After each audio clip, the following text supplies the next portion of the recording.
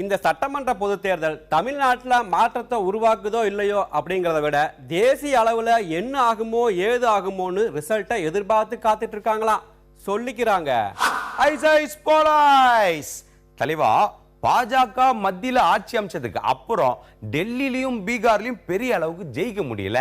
அதனால இப்போ தேர்தல் நடக்க போற இந்த 5 மாநிலத்தையும் குறி வச்சிருக்காங்களா பேசிக்கினாங்க. அசாம் மாநிலத்துல பாஜகவுக்கு ஓரளவு செல்வாக்கு இருக்குது. அது மட்டும் இல்லாம அங்க கூட்டணியும் ஸ்ட்ராங்கா அமைஞ்சிருக்குதாமா. அதனால எப்படியும் ஆட்சியை பிடிக்க வாய்ப்பு இருக்குது அப்படின்னு முழுமையா நம்புறாங்களாமா. பேச்சா கிடக்குது. மேற்கு வங்கத்துல கம்யூனிஸ்டும் காங்கிரஸும் தான் வலுவா இருக்காங்க. மாநில கட்சியான மம்தாவை வீழ்த்த அவங்க 2 பேரும் கூட்டு சேர்ந்துட்டாங்க. அதனால என்ன செய்யறதுன்னு தெரியாம பாஜக முழிக்கிறாங்களாம் சொல்லிக்கிட்டாங்க. ஐயா, கேரளாவில் கம்யூனிஸ்டும் காங்கிரஸும் தான் மாறி மாறி ஆட்சிக்கு வந்துக்கிட்டே இருக்காங்க.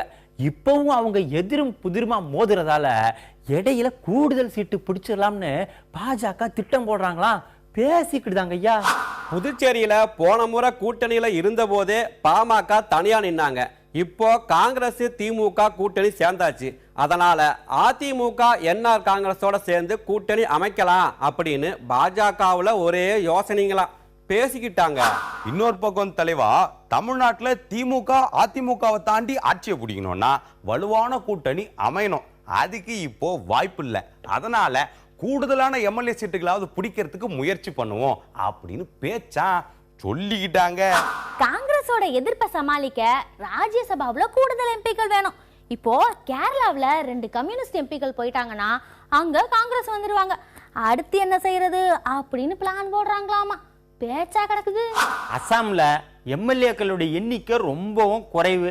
அது மட்டும் இல்லாம மற்ற இடங்கள்ல போதுமான அளவு எம்எல்ஏக்கள் கிடைக்கலன்னா ராஜ்யசபா எம்பிக்களோட பலத்தை கூட்ட முடியாதே, என்ன செய்யறது அப்படின்னு யோசனையா சொல்லிக்கிட்டாங்க.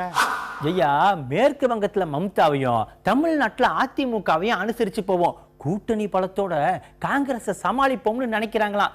ஏன்னா மசோதா தாக்கல் செய்யவும் ஜனாதிபதி எலெக்ஷனுக்கும் எம்பிக்கள் ஆதரவு வேணுமா பேசிக்கிட்டுதாங்க. ஐயா,